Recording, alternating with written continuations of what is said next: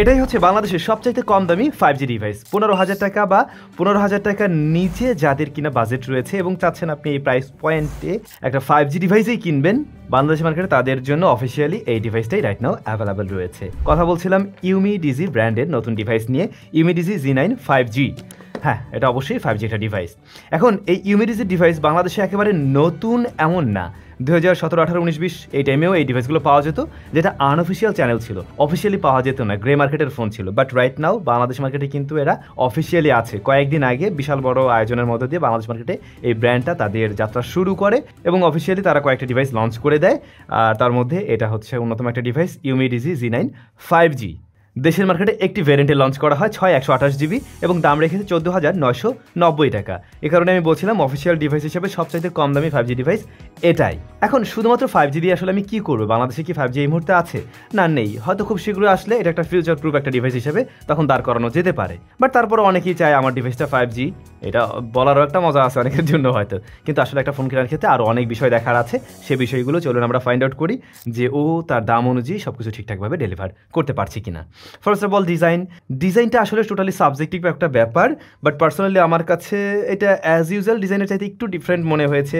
যেমন ক্যামেরার সেটআপটা, এই জায়গাটাতে আমরা গ্লোসি একটা ফিনিশ দেখছি, নিচ দিকটা একটু ম্যাট ফিনিশ করে দিয়েছে। এয়ার প্যানেলটা একদমই প্লাস্টিকে তৈরি এবং সেই চিপ ফিলটা আপনি পাবেন আর কি। বডি ফ্রেমটা স্কোয়ার বক্সি শেপের। ফোনটা হাতে নিয়ে এমনিতে কোনো ধরনের অদ্ভুত ফিলিং আসছে না, মানে অনেক ফোন আছে এক হাতে নিয়ে ব্যবহার করতে গেলে ওই হাতে মনে হয় যেন খুব লাগছে, ওরকম কোনো প্রবলেম আমি ফেস করিনি। আর প্রয়োজনীয় পোর্টস অ্যান্ড বাটন সব কিছুই রয়েছে, এমনকি 3.5mm হেডফোন জ্যাক এবং এই পাশে সেকেন্ডারি নয়েজ ক্যান্সেলেশন মাইকটা ওরা দিয়েছে, এর জন্য অবশ্যই ওদেরকে থ্যাঙ্কস। টাইপ সি পোর্ট আছে এটাতে। ফিঙ্গারপ্রিন্ট স্ক্যানার সাইড মাউন্টেড, এর যে হোম বাটনটা ওটার সাথে ইমপ্লিমেন্ট করা এবং এটার পজিশন তো ঠিক আছে, আমার হাতে একটু নিচ দিকে লাগে অবশ্য, বাট এটা ফাস্ট অ্যাকুরেট কাজ করছে। অ্যানিমেশন ডিলে হালকা একটু পাবেন, ওটাতে আশা করছি প্যারা হবে না কোনো। তবে যে জিনিসটা আমার পার্সোনালি একদমই ভালো লাগেনি এই সময় এসে 2025 সালের শুরুর দিকে এসে আমরা যদি একটা এরকম ওয়াটার ড্রপ নজ দেখি, এই ব্যাপারটা একেবারে যুগ উপযোগী হলো না। ওরা বরং এই ডিসপ্লেটাতে একটা পাঁচসোল কাট আউট দিয়ে নিয়ে আসলে ওটা আরও বেশি সুন্দর লাগতো। ডিসপ্লেটার size 6.75 inch IPS LCD panel, size standard LCD panel, যেখানে 90 হার্জ হাই রিফ্রেশ রেট দেখছি। 120 হার্জও এরকম প্রাইস পয়েন্টে অনেক ব্র্যান্ডেই দিচ্ছে, তো সেরকমটা আমার আশা ছিল। আবার এই ডিসপ্লেটা কিন্তু ফুল HD প্লাস রেজলিউশনের না, এটা 720p রেজলিউশনের। ম্যাক্সিমাম ডিভাইসে এই প্রাইস পয়েন্টে 720p দেয়, তবে কিছু কিছু ব্র্যান্ড অলরেডি স্টার্ট করছে ফুল HD প্লাস দেওয়ার। আমিও আশা করবো ইউমিডিজি নেক্সট টাইম এই বিষয়গুলোর দিকে খেয়াল রাখবে অবশ্যই। ইউটিউবের ক্ষেত্রে আমরা দেখছিলাম প্লেব্যাক দিতে পারে, এটা সর্বোচ্চ 1080p রেজলিউশনে। আমাদের টেস্টিংয়ে এটা 90 হার্জ ঠিকভাবে পুশ করছে, যদিও আমি 120 হার্জের মতো অতটাও মজা পাচ্ছি না, আবার 60 হার্জ থেকে বেটার ফিল পাচ্ছি, ইটস ট্রু। এই ডিসপ্লেটা IPS হলেও এখানে কালার রিপ্রোডাকশন মোটামুটি মানের ছিল। আরেকটু কন্ট্রাস্টি হলে বোধহয় যারা মিডিয়া কনজামশন করে তাদের কাছে বেশি ভালো লাগতো, কারণ 15,000 টাকা বা এই প্রাইস পয়েন্টের অনেকেই আছে যারা ফোন কিনে মিডিয়া কনজামশন করে, ভিডিও টিডিও দেখে, তাদের কাছে বোধহয় তখন আরও বেশি ভালো লাগতো আর কি। ব্রাইটনেস আমি ইনডোরে ভালো পেয়েছি, আউটডোরে কিছুটা স্ট্রাগল করতে দেখেছি একদম ডিরেক্ট সানলাইটে। আমি জানি না এই ফোনের ডিসপ্লেকে কী দিয়ে প্রোটেকশন করা হয়েছে আদৌ, তো আপনারা অবশ্যই গ্লাস প্রোটেক্টর একটা ব্যবহার করবেন, সেক্ষেত্রে এটা হাত থেকে পড়ে টরে গেলে মানে সেফটির জায়গায় থাকবে আর কি। তো ইউমিডিজির ডিসপ্লেতে যে জায়গায় আসলে ইমপ্রুভমেন্টের সুযোগ ছিল, ফার্স্ট অফ অল এই ডিসপ্লেটা ফুল HD প্লাস হতে পারতো, আর এখানে একটা পাঁচসোল কাট আউট থাকলে একদম ঠিকঠাক হতো এই প্রাইস পয়েন্ট অনুযায়ী। IPS নিয়ে আমার কমপ্লেন নেই আসলে। ফোনটা রান করছে Android 14-এ, সেই সাথে ওদের নিজস্ব স্ক্রিন, নিজেদের কাস্টমাইজেশন রয়েছে। এখন এই ইউআইটার সাথে আসলে আমি ততটাও পরিচিত না, কারণ ইউমিডিজির ফোন বাংলাদেশ মার্কেটে ততটাও অ্যাভেলেবেল নেই অনেক দিন ধরেই। সো এখানে এসে আমরা যেটা দেখছি, টুকটাক কয়েকটা ব্লোটওয়্যার আছে, খুব আহামরি ব্লোটওয়্যার নেই, যেখানে আমরা লো বাজেটের অনেক ডিভাইসেই প্রচুর পরিমাণে ব্লোটওয়্যার পেয়ে যাই, অন্যান্য ব্র্যান্ডের ক্ষেত্রে আমরা দেখেছি। সেই জায়গাটা এটা মোটামুটি ক্লিন একটা ভাইব দিচ্ছে আর কি। তবে প্রসেসর হিসাবে ইউনি এসওসির প্রসেসর রয়েছে, ইউনি এসওসি T765। T765 মূলত একটা 5G চিপ, যেটা আমাদের কাছে একেবারেই নতুন। অনলাইনে দেখলাম অনেকেই এই প্রসেসরটাকে কম্পেয়ার করছে মিডিয়াটেক হেলিও Z99 এর সাথে, কিছু কিছু ক্ষেত্রে ওটার চাইতে আবার একটু বেটার পারফরমেন্স ডেলিভার করছে এমন নিউজে শোনা যাচ্ছে, বা অনলাইন রিপোর্ট অনুযায়ী আমরা আন্তত বেঞ্চমার্ক স্কোর দেখছি। হ্যাঁ, সেটা মোটামুটি যদি আপনি কম্পেয়ার করেন ডেফিনেটলি কম্পারিজনে আসে, মানে Z99 এর সাথে কম্প্যারিজনে নিতে গেলে আসে। বাট ডে টু ডে লাইফে আসলে কী রেজাল্ট দিচ্ছে, কারণ স্কোর দেখে তো আসলে লাভ নাই।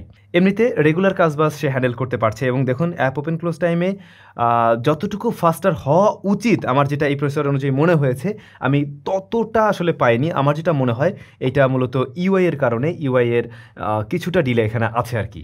6GB র্যামটা আমি মনে করি 15,000 টাকার মধ্যে এটা ঠিকঠাক জায়গায় আছে। 8GB হলে ডেফিনেটলি আরও ভালো হতো, বাট 6GB কেউ যদি আরও ঠিকভাবে ইউটিলাইজ করা যায় তাহলে ওইটার পারফরমেন্স পারফরমেন্সে আরও বেটার পাওয়া সম্ভব। তো অ্যাপ ওপেন ক্লোজ টাইমে আমি হালকা একটু ডিলে লক্ষ্য করেছি, কিন্তু এই ফোনটাকে কখনো হ্যাং করার মতো ওই ধরনের সমস্যায় পড়তে দেখিনি, বা একদম দাঁড়িয়ে আছে কিংবা রিবুট নিচ্ছে, অতিরিক্ত গরম হয়ে যাচ্ছে ডে টু ডে টাস্ক সামলাতে গিয়ে, সে ধরনের জটলায় আমি আসলে একবারও পড়িনি। আমি একসাথে 4-5টা অ্যাপ্লিকেশন নিয়ে কাজ করে দেখেছি, বেশ কিছু সময় এটা রান করে রাখতে পারে, মানে ব্যাকগ্রাউন্ডের অ্যাপ বেশ কিছু সময় ধরে রাখতে পারছে। কিন্তু একটা ব্যাপার নিয়ে আমার কমপ্লেইন আছে, আমি এর হোম বাটন যেটা আর কি, এই বাটনটা জাস্ট কিছুক্ষণ একটু সময় জাস্ট একটু হোল্ড করে রাখলে আপনি দেখবেন যে ওই যে পাওয়ার অফের যে পপ আপটা ওটা চলে আসে। এটা অন্য ডিভাইসের ক্ষেত্রে, অন্য ব্র্যান্ড বা অন্য ডিভাইসের ক্ষেত্রে আমরা আরও একটু টাইম নিতে দেখি। আমার মনে হয় এখানে ওরা আরেকটু ডিলে রাখতে পারতো। এখন যেহেতু এটা একটা 5G চিপ, আমাদের ওইভাবে একটু টেস্ট করতে পারলে ভালো হতো, কিন্তু সেই সুযোগ নেই, কারণ 5G তো নেই। সো ওই টেস্ট আর আমি করতে পারলাম না। বাট এমনিতে নেটওয়ার্ক রিসেপশন জনিত কোনো প্রবলেম আমি ফেস করিনি। সেক্ষেত্রে যেমন 4G বা অন্যদিকে আমাদের ওয়াইফাই কানেকশন, সবগুলোতে কিন্তু মোটামুটি ঠিকঠাকভাবে রেজাল্ট দিচ্ছে। এই জায়গাগুলোতে রেজাল্ট আমি ভালো পেয়েছি। ফোনটা 6/128GB ভ্যারিয়েন্টে হওয়ার পাশাপাশি এখানে আপনারা শেয়ার সিম স্লট পেয়ে যাচ্ছেন, চাইলে মেমোরি কার্ড ব্যবহার করতে পারবেন। তবে এই ফোনটা গেমিংয়ে আবার মোটামুটি একটু ভালো রেজাল্ট দিচ্ছিল, যখন কিনা আমরা 15,000 টাকা প্রাইস পয়েন্টের অফিসিয়াল অন্য ডিভাইসগুলোর সাথে কম্পেয়ার করি, কারণ সেগুলোতে এর চাইতে একটু নিম্নমানের প্রসেসর রয়েছে। তো ওইভাবে যদি কম্পেয়ার করে বলা হয়, তাহলে এইটা কিন্তু গেমিংয়ে কিছুটা এগিয়ে থাকছে। যেমন ধরুন, আমি পাবজির নিয়ে বলতে গেলে, পাবজির ক্ষেত্রে আমরা যখন কিনা একটু লোয়ার সেটিংসে খেলছিলাম, তখন কিন্তু একটা ভালো রেজাল্ট দেয়, বাট সর্বোচ্চ সেটিংসে একটু চপেনেস চলে আসে। যেমন পাবজির ক্ষেত্রে হাইয়েস্ট আপনি HD হাই ফ্রেম রেটে প্লে করতে পারবেন, বাট আমি ওটা ওইভাবে খেলার জন্য রিকমেন্ড করবো না। আপনারা যদি স্মুথ আলট্রাতে নিয়ে খেলেন, তখন কিন্তু তুলনামূলকভাবে বেটার আপলোড পাওয়া যায় এবং প্লেয়েবল রেজাল্ট দেয়, এবং সত্যি বলতে আপনি খেলতে পারবেন। সেই ক্ষেত্রে লং রানে গিয়ে একটু গরম হয়, লাইক 40-45 মিনিট বা আপনি 1 ঘন্টার কাছাকাছি গেম খেলছেন, তখন গিয়ে মোটামুটি হিট জেনারেট করতে দেখবেন এবং পারফরমেন্স মোটামুটি তখন কিছুটা ড্রপ করতে থাকে। অন্যদিকে ফ্রি ফায়ারে এর চাইতে বেটার রেজাল্ট পেয়েছি, বাট সমস্যা হলো এই ফোনটাতে জাইরোস্কোপ সেন্সরটা নেই, যেটা না থাকাতে আপনি এখানে একটু কমতেই পাচ্ছেন। যারা বেস্ট গেম টাইম খেলেন তাদের জন্য এটা একটা মাইনাস পয়েন্ট হিসেবে থাকলো এই ফোনের জন্য, কিন্তু সত্যি বলতে এটা অবশ্যই দেওয়া উচিত ছিল। এর বাইরেও আমরা আরও বেশ কয়েকটা গেম প্লে করে দেখেছি, সেই সাথে 2D গেমও ছিল। তো ওই গেমগুলো কিন্তু আবার ঠিকঠাকভাবে রান করতে পারছে এই ডিভাইসটা, কিন্তু সময়ের সাথে প্রতিটা গেমেই এই ফোনটা কিছুটা গরম হয়। সব কিছু মিলে, মানে একদম রেগুলার পারফরমেন্স থেকে শুরু করে গেমিং টেমিং সব কিছু মিলে আমার যেটা মনে হয়েছে, এই প্রসেসরটা থেকে আরও কিছুটা বেটার পারফরমেন্স বের করা সম্ভব, বা আরও একটু স্টেবল পারফরমেন্স বের করা সম্ভব, যদি UI এর দিকে আরও একটু গুরুত্ব দেওয়া হয়। তো ওদের আপডেটের যে বিষয়গুলো আছে সেগুলো যদি একটু মাথায় রেখে এটা আরও একটু স্টেবল করে দেয়, তাহলে বোধহয় এর থেকে আরও বেটার পারফরমেন্স ডেলিভার করা সম্ভব। এই ফোনটার রিয়ারে 3টে শুটার রয়েছে। মেইন শুটার হলো গিয়ে 50 মেগাপিক্সেল, এরপরে 2 করে আরও 2টা শুটার আছে সহকারী সেন্সর, আর ফ্রন্ট ফেসিং ক্যামেরা রয়েছে 8 মেগাপিক্সেলের শুটার। অ্যাজ এক্সপেক্টেড ছবিতে আমরা ডিটেলের পরিমাণ কম দেখছি, এবং ছবির কালারটাও কিছুটা পাঞ্চিনেস লক্ষ্য করা যাচ্ছে। একটু কিছু ক্ষেত্রে একটু ওভার স্যাচুরেশনও আমি লক্ষ্য করছি। যেমন আপনি লাল কালার, অরেঞ্জ কালার দেখবেন যে লাল কালারটা তো একটু ভাইব্রেন্ট করে এমন করে ফেলে, একটু টাইপের নিয়ে নেয়, কি বলে একটু ভার্মিলিয়ানের দিকে নিয়ে নেয়, তো একটা অরেঞ্জ টাইপ ভাইব চলে আসে। কালারের অ্যাকিউরেসির আর একটু দরকার ছিল এখানে। সেই সাথে হেভি এক্সপোজার এরিয়াগুলো কন্ট্রোল করতে গিয়ে প্যারা খাচ্ছে এই প্রাইস পয়েন্টের অন্য ডিভাইসগুলোর মতোই। কিছু ক্ষেত্রে আমরা ওভার ব্লোনের মতো ইস্যু পেয়েছি। ডাইনামিক রেঞ্জ ততটা বেটার ছিল না, যেখানে ইম্প্রুভমেন্টের সুযোগ ছিল। ক্যামেরাটাকে যদি একদম পারফেক্ট লাইট দেওয়া যায় ওর অনুকূলে সব কিছু, তখন আপনি এর থেকে ইউজেবল আউটপুট বেশ ভালোভাবে বের করতে পারবেন। বাট লাইটিং সিচুয়েশন যদি খুব বেশি ক্রিটিক্যাল হয়, তখন বেশ ভালো রকমের স্ট্রাগল করে এই ফোনের মেইন ক্যামেরা। লো লাইটের দিকে এর ছবিকে অনেক বেশি কন্ট্রাস্টি হতে আমরা দেখেছি, এমনকি কালারটাও একটু বুস্টেড লেগেছে। এই কালার বুস্টিংটা এখানে খারাপ লাগে নাই, বাট কন্ট্রাস্টের পরিমাণ আর একটু কম হলে সুন্দর লাগতো, আর ছবিগুলো কিন্তু বেশ কিছুটা সফট করে ফেলে তখন। পোর্ট্রেট মোড তো অবশ্যই আছে, ব্যাকগ্রাউন্ড ব্লারনেসটা একটু আর্টিফিশিয়াল লাগছে আমার কাছে, জাস্ট ধৈর্য মনে হয় যেন ব্লার করে দিচ্ছে, যে বুকের যে একটা ব্যাপার ওই ব্যাপারটা আর মিসিং ছিল এখানে। সেই সাথে স্কিনটাও অনেকটা সফট করে ফেলে আর কি, একটু সফটনেস লক্ষ্য করা যায়, আর কালারটা একটু রেডিশ একটা টোন দেয়। এখানেও কালার অ্যাকুরেসি নিয়ে আর একটু ক্যালকুলেশনের সুযোগ ছিল। ফ্রন্ট ফেসিং ক্যামেরা ইনডোরের দিকে অনেক বেশি কন্ট্রাস্টি হতে দেখছি আমরা। যদি ভালো লাইট থাকে আর কি, মোটামুটি লাইট থাকে, তখন ইউজেবল ছবি বের করতে পারবেন। স্টিল সফটনেস আছে। আউটডোরে তুললে তুলনামূলকভাবে বেটার আউটপুট বের হয়। সেই ক্ষেত্রে আপনারা ডিটেলের পরিমাণ ওকে লেভেলের পাবেন একটা 15,000 টাকা প্রাইস পয়েন্টের ডিভাইস অনুযায়ী। ভিডিও রেকর্ড করা যায় সর্বোচ্চ 1080p 30 fps-এ।